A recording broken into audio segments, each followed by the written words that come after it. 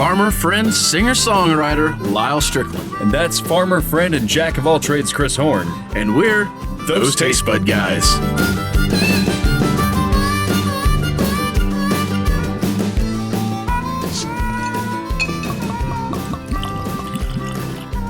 Here we go again. So, my glass is still wet. So Tall. I see where he's going with that. Yeah.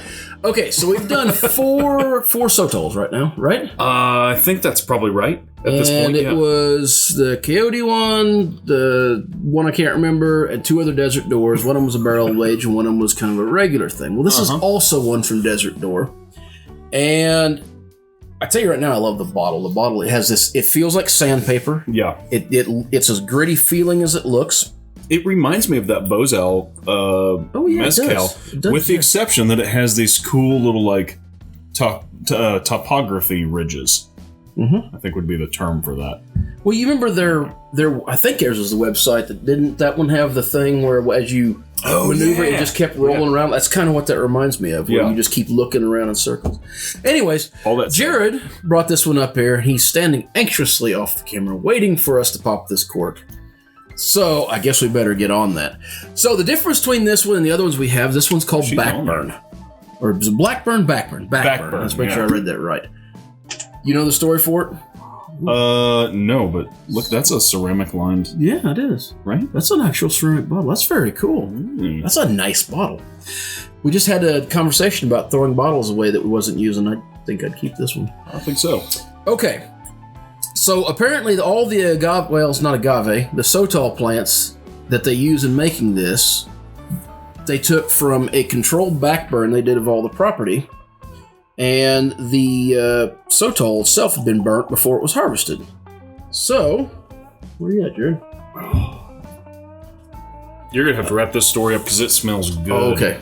I mean, that's pretty much all I know about it. Other than that, my expectation for this is it's going to have that wine-like characteristic, though none of the Desert Door was really dry. Yeah. So I think it's going to be like a kind of a high vapor kind of drink. I think I'm going to nip a little more of this.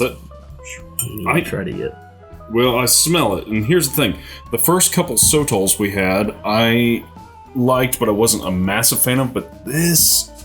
But both Desert Door were really good. Yeah, this one has a nice... All right, go ahead. What do you got? So there's this sort of... I had my finger on it earlier, and I've totally lost my train of thought in anxiously trying to nip another taste to the glass. I want to say there's like figs, maybe? I get like the hint of like the mezcal, that smoke. Yeah, but it's like a sweet smoke. It's so, the nose is so sweet. Yeah, but it's not like if you was sugarcane sweet. Just if you was burning like pine trees. Yeah, kind of sweet. Yeah, sap. So sap. And then there is a note behind it, but I can't figure out what it was. Was this the part that was supposed to have wet earth in it, or was that the flavor? Yeah, okay. So the description said wet earth, which I equate to mud.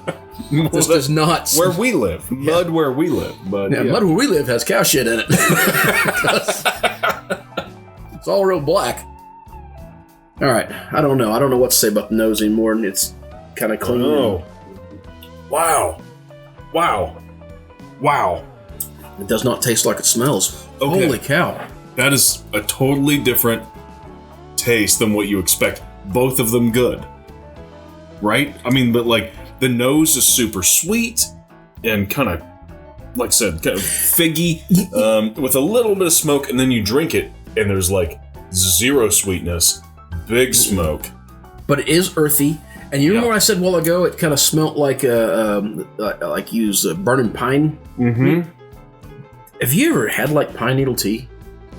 No. It has that flavor, almost that high kind of sappy, earthy. I mean, I guess earthy really is the right word for it. All right. Huh.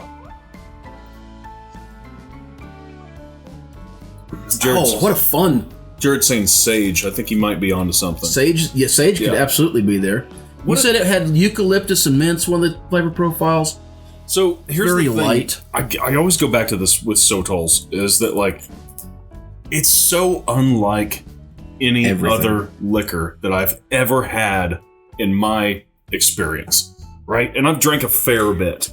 You know what I think? I finally realized what this is. We always kind of equate it to like, oh, it's almost tequila-like. It's not. At least this one's not. This is like Mexican gin. Oh. I think that's the way. Yep, you've got that high alcohol content, a high proofing that goes with it. So you get those really big, boomy notes. Yeah. But then there's all this, the floral, vegetative characteristics that come in behind it. And it makes it just such a clean, distinct flavor. What are you grinning at? I want this with a martini. I want a Sotol martini with a twist. With this one, I don't need twist. I'll take olive. I'll take dirty. You think dirty would go with this? For me, it will. Yeah. I think you're totally onto something. That's a very good way to look at what this flavor profile is that's been alluded. That is so fun. That the entire experience of this bottle is so fun. Just the difference between the nose and the taste, because it's so different from everything else you're going to have. The flavor is something you can just sit here and just chat about. Yeah. I don't know if we'll ever agree exactly how it tastes. It's just such an interesting flavor. Yeah. I'm in. I think so. I will say that the other two Desert Door bottles I think were my favorite. I think I did like the Coyote pretty well, but those Desert Doors were just fantastic. Was the Coyote the very first one we had, or was that the second one?